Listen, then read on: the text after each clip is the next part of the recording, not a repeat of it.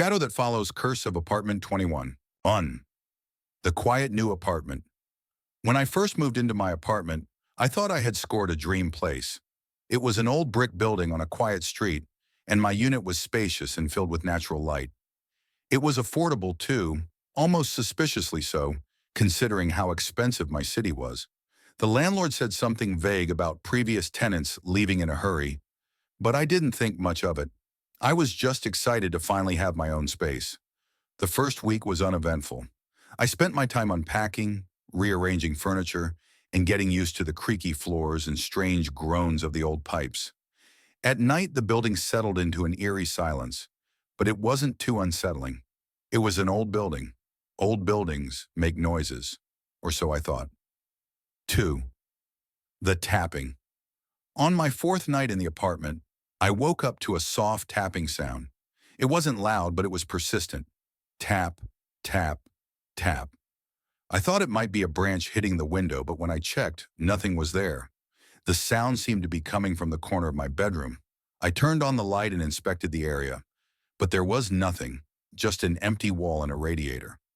Maybe it was the pipes, I reasoned, and went back to bed. The tapping stopped, but I lay awake for hours, straining my ears in case it started again. 3.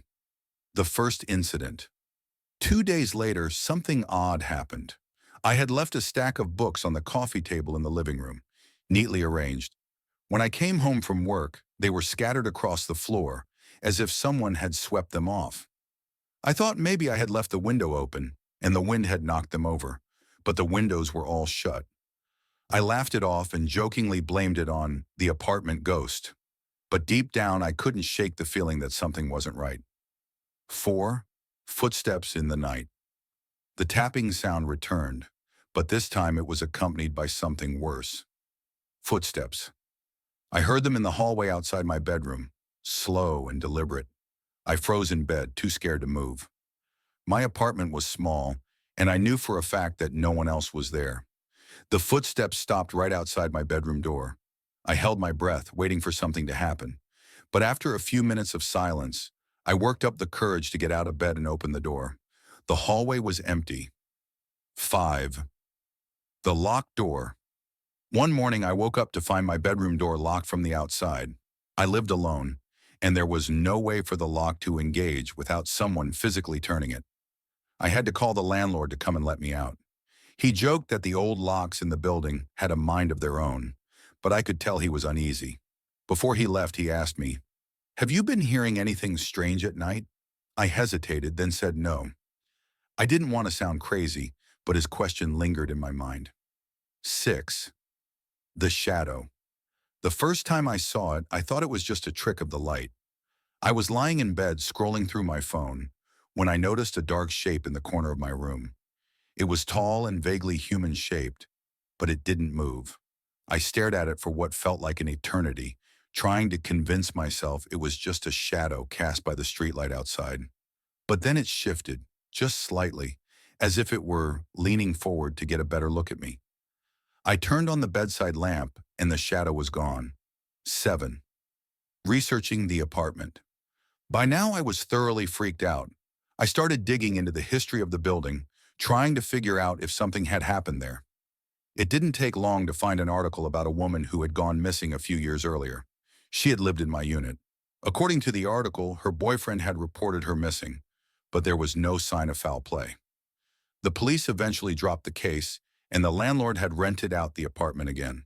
The article mentioned that some of her belongings had never been found. 8. The closet. One night, I woke up to the sound of something scraping against wood. It was coming from the closet. My heart pounded as I got out of bed and crept toward the door.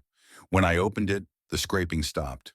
Inside, I found nothing unusual, just clothes and a few storage boxes. But as I was closing the door, I noticed faint scratches on the inside, as if someone had been clawing at it from within. 9. The whispering. A few nights later, I heard whispering. It was faint, almost imperceptible, but it was definitely there. It sounded like a woman's voice, though I couldn't make out what she was saying. It seemed to come from everywhere and nowhere at once, filling the room like a cold draft. I covered my ears and turned on every light in the apartment, but the whispers continued for hours. 10. The missing key. The final straw came when I lost my spare apartment key. I kept it in a drawer in the kitchen, but one morning it was gone. I searched everywhere but couldn't find it. That night I heard the front door unlock and open. I grabbed a kitchen knife and ran to the door, but no one was there. The key was lying on the floor, right in the middle of the entryway. 11. The neighbor, desperate for answers. I talked to one of my neighbors, an elderly woman who had lived in the building for decades. When I mentioned my unit, her face went pale. "You need to leave," she said. "That apartment isn't safe. The girl who lived there before you, she wasn't the first to disappear." I pressed her for details, but she refused to say anything more. She just shook her head and muttered something about the shadow in the corner. 12. The final encounter. The night I decided to move out, the shadow returned. It stood at the foot of my bed, motionless but menacing. This time I didn't freeze. I grabbed my phone and snapped a picture, but when I looked at it, the shadow wasn't there. I packed a bag and left the apartment that night, staying at a friend's place until I could arrange to break my lease. 13. The scratches. After leaving, I returned to the apartment during the day to pack the rest of my belongings. When I opened the closet again, the scratches on the inside of the door were deeper and more distinct. They hadn't been like that before. It was as if whatever had been clawing at it was getting closer to breaking through. 14. The whisper grows louder. On my last night in the apartment, as I finished packing, the whispering returned. This time it was deafening. It echoed through every room, overlapping voices all speaking at once. I couldn't understand the words, but I felt the weight of their anger. My hands trembled as I threw the last of my things into boxes and fled. 15. The landlord's secret. When I returned my keys to the landlord, I couldn't hold back anymore. I told him everything. The noises, the shadow, the whispers. He looked at me with a mix of pity and guilt. "You're not the first," he said quietly. "Every tenant in that unit has experienced something similar. Some leave, some just vanish." 16. The police report. Out of curiosity, I went to the local police station and asked about the missing woman. The officer I spoke to seemed reluctant to share anything, but I managed to get a glimpse of the report.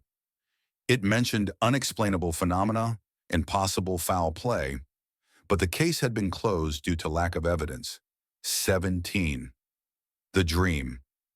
After leaving the apartment, I started having vivid nightmares.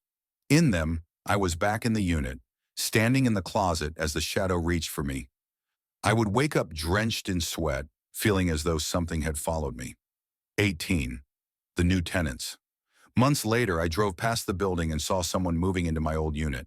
I wanted to warn them, but what could I say? "Don't live there? It's haunted?" They wouldn't believe me. I just hoped they wouldn't have to go through what I did. 19. The lingering presence. Even after leaving, I felt the apartment's presence in my life. Objects in my new home would go missing and reappear in strange places. Once I woke up to find scratches on the wall above my bed, faint but unmistakable. It was as if the shadow had followed me. 20. The final warning. One night, months after I had left the apartment, I woke up to find a folded piece of paper on my bedside table. I hadn't put it there. The note was scrawled in shaky handwriting, "Don't come back." The whispers returned that night, louder than ever. But this time, they weren't angry. They were pleading. "Help us," they said over and over. I don't know who or what they were, but I knew one thing for sure. Whatever was in that apartment wasn't finished with me. 21. The Shadow's Revenge. Weeks later, I received a call from my former landlord. He sounded panicked. "It's happening again," he said. "The new tenants, they're gone." I felt a chill run down my spine. I hadn't told him about the scratches in my new home or the whispers that still haunted me. Somehow, the shadow had found a way to spread beyond the walls of that cursed apartment. I don't know where it will strike next, but I've made it my mission to warn as many people as I can. If you ever find yourself drawn to a quiet, affordable apartment in an old building, think twice. Sometimes the price you pay isn't in dollars. It's in something far more valuable, your peace of mind, and maybe even your soul.